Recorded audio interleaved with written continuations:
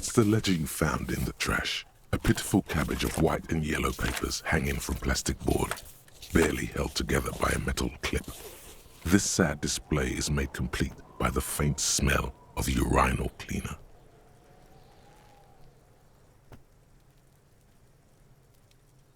There's a piece of toilet paper, or is it cleaning tissue? No, it's toilet paper, desperately sticking to the back of the blue plastic clipboard. It's a metaphor for you. Below the pathetics, terror. Do not look into its blue heart.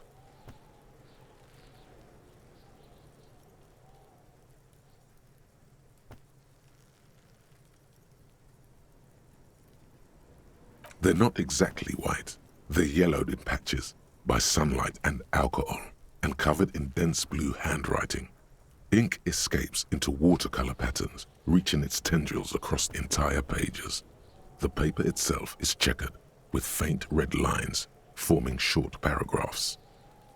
Once in a while, there's a red stamp that exclaims, "Case files commit to paper."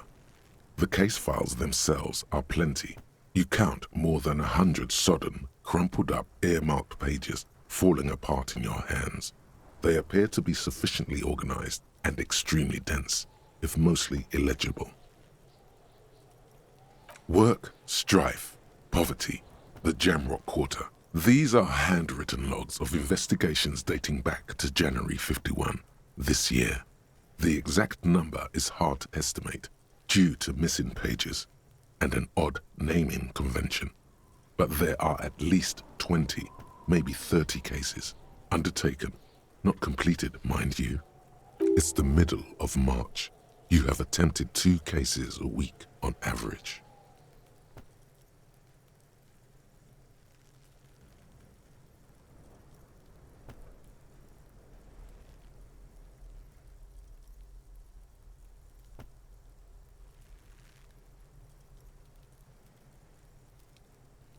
Huh? 2 complex cases to undertake is a lot, yes. You really have to push yourself. I would not suggest it, lest you start making mistakes.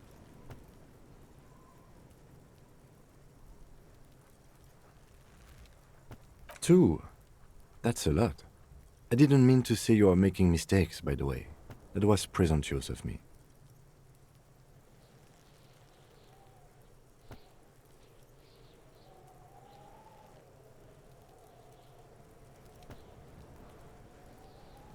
That's okay.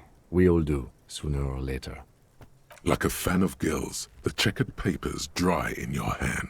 The handwriting is extremely dense, if mostly illegible.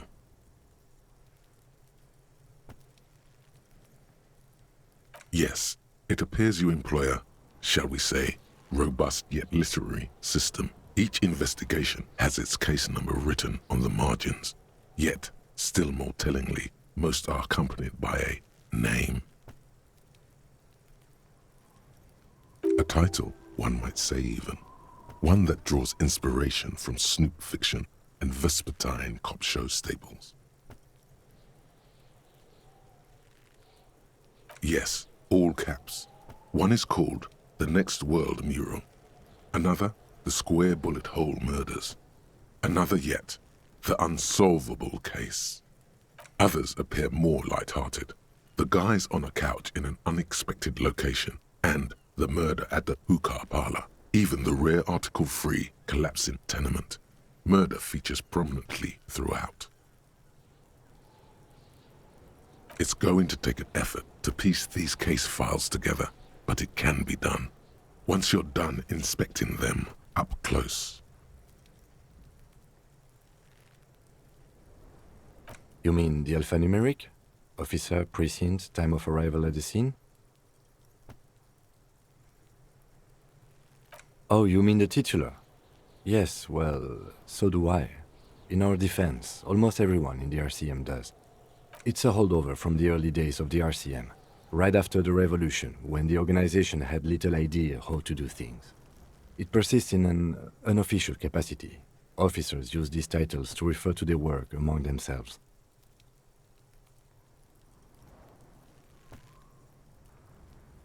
Again, in your defense, I seem to have named one the man with the hole in his head. That was a real person. His death was real. Still, I named it that, to amuse myself. I pray his loved ones never find out. Rail spiked through the head. He died. It was a workplace accident. There is, for precisely one more. 15 pages near the end remain untouched by the damage. The checkered grid forms a structure of passages, breaking the case into subtasks to accomplish. Sadly, the ledger only comes with an old, worn-down lead pencil. It's unfitting of this monumental event. The lieutenant looks at his blue notebook. 2 fat, shiny pens hang from the binder, like large caliber bullets on an ammo belt. He is not really saying anything, just standing there, looking at them. Know that I give this to you with resentment.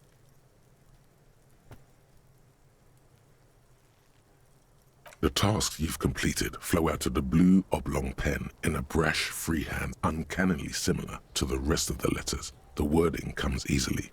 It's almost robotically simple, a language developed for mental rigor and simplicity. Inspect the victim's body. Interview the cafeteria manager.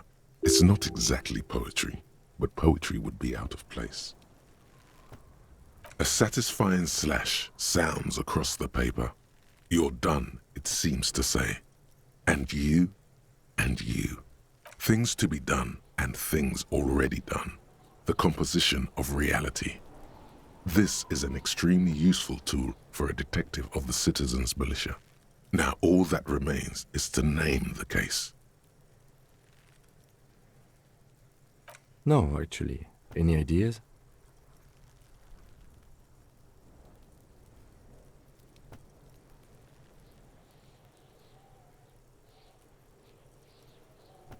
Furies. Yes, well, I don't know. I have to be honest, I'm not experiencing the internal strife that refers to. And also, could you make it less poetic somehow? Just a normal case name, you know? Think, what would that be? A good normal name. Yes, you know what that normal name is, but it's so plain. Anything else, please. Okay. It's a good name, but it has one problem. This case has nothing to do with the setting sun. At all. It has nothing to do with that, so... something more concrete, perhaps? Do you have something concrete? Mundane, usual? Usual is boring. We don't do that. Yes. I have to tell you, officer, I don't appreciate ironic titles. Other officers will have to use this as reference. If it's idiot or cockfinger, they're not going to get it. They're going to think an idiot and a cockfinger were on this case. So, do you have something less funny? Fun is outlawed with this guy. What a knock! Great. That's great. That's actually what I was thinking too. The Hanged Man. Good, strong name. We have a very good name for the case now. I'm going to start calling it the Hanged Man. It's good we sorted this out. You don't exactly close them, so much as distance yourself from the smelly papers. They're a little further from your nose now.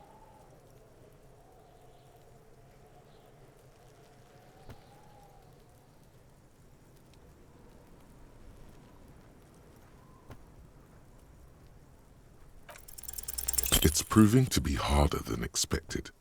You just don't have the intellectual rigor to patch the quilt back together. Try again later.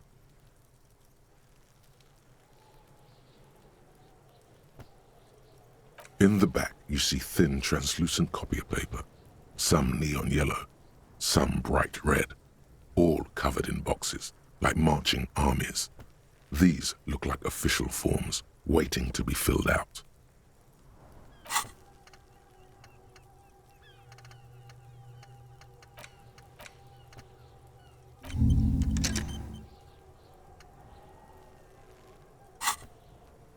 then rip them from the binder and hand them out, according to type of form. 3. The topmost are misconduct fines, the middle ones are station calls, and the bottommost are field autopsy forms. Each is easy enough to make sense of. You don't have to be an intellectual giant to do police work.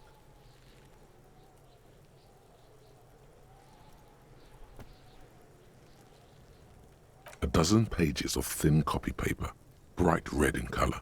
You see the parameters of a deceased human form waiting to be filled in. Age, sex, condition of internal organs. These are quite sinister in turn. They give a date and time for the person to appear at the specified precinct police station. Below the call are the criminal charges you risk by not appearing. A monetary penalization ranging from 20 to 250 real. Severe cases allow for 1,000 real, but that requires special paperwork. The details of issuing these fines are spread out over the rest of the fields. Yes, all that remains now is to fill those forms and hand them to people. Fines for wrongdoers, interview requests for bad guys, and field autopsies to dead guys. The rest of the stinking cellulose is much worse for wear. Being sandwiched between the board and the rest of the paperwork must have spared the fragile copier paper.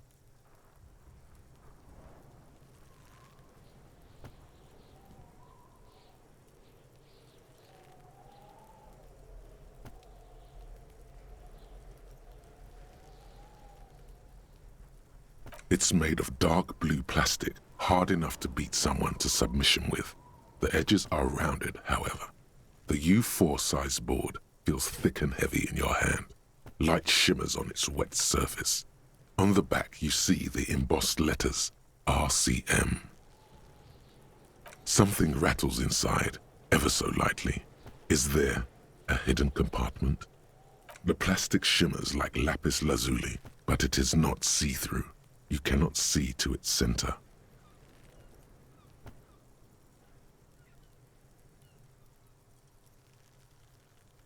With your hands, U4-sized pages hang from the clip screwed to the top of the board.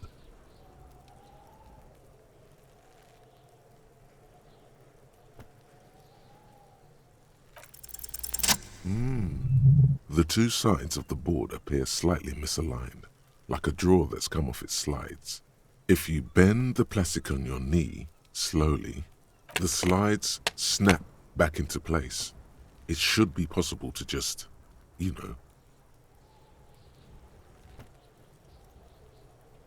Without resistance or sound, the two panels move against each other.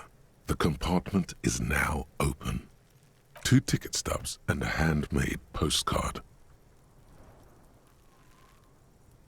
2 octopuses are smiling, reaching their tentacles toward each other in the colored pencil drawings. The tickets permit access to the zoo in Revachol East. The aquarium costs extra. These let you go there too.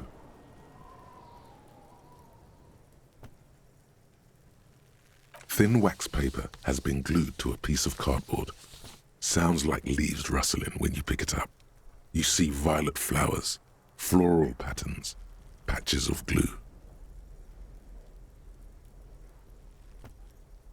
It smells of chewing gum, apricot flavored. A touch of cinnamon, the end of summer. You think the label says tutti frutti. Familiar handwriting lines the inside of the card, looped, round letters in a woman's hand. A young woman in her 20s. There is care, effort, and a smile, you think. Although that is not something you can read from someone's handwriting. Harry, it begins. You're already reading. I wanted to write you a letter so you can read it when you wake up. Maybe it will make you happy. Throw it away, please. Your hand shakes holding the card. Every morning when I step out and you're asleep behind me, it says, I find a little piece of sadness in me. I carry it in my chest down Voyager Road. Every step I take, it grows. By the time I reach the fuel station, it has filled me entirely. I step onto the light rail and look back. Sparks fall from the bow collector. I know it will be like this until late afternoon, when I get off the 42 and walk back to you. You. Every step I take will get lighter. It almost makes me run. Sometimes I do. I can't believe I met you. I can't believe the happiness I feel with you. You have a vast, vast soul, and I will always, always, always come back to it. Kisses, kisses, kisses. You feel the air sucked out of your lungs and the blood sucked out of your head. Everything around you gets dark. Small white dots appear. You feel the ledger slip from your hand. No, hold on. To what? There's nothing. Detective, is everything all right?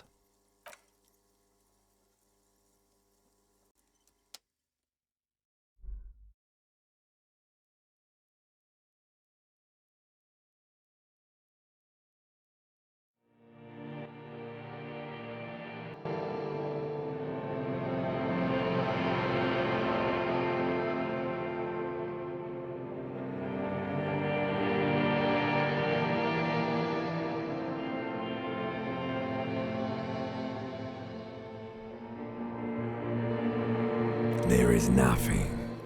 Again.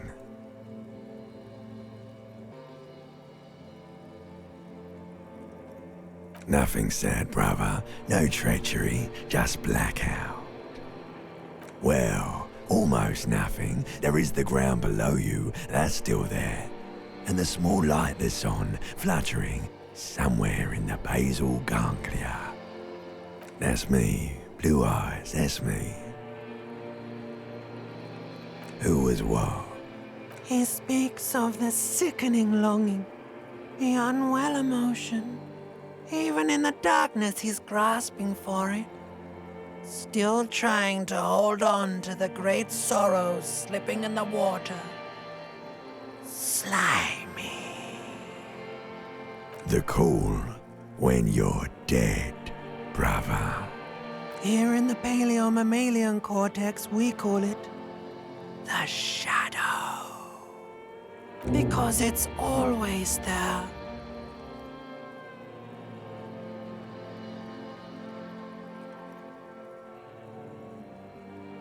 There is no Voyager Road.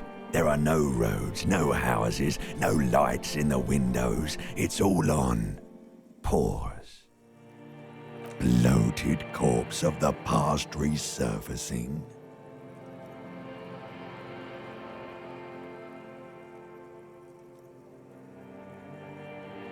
Don't prod at it. It will start moving again. You think they would let you? Until you disintegrate into biomolecules? No. Someone is breathing on your face now, inspecting your pupils, stupid idiot. Yes, they're pouring something on you. It's in you. And It's delicious. Glowing lights on a dashboard emerge out of nothingness.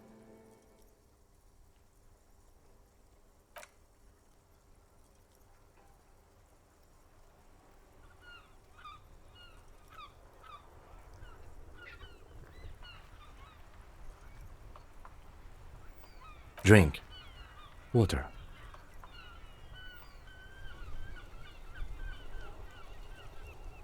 The water is cold, silvery, the stuff of life itself as it pours down your parched throat. The pounding in your head recedes. The darkness parts.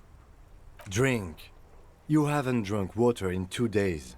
Did you know the human body is not made to survive on alcohol alone? You need a secondary form of hydration. With greedy gulps, you down half a liter of cold water. Some of it spills on the driver's seat. The lieutenant pays no heed to it. What happened?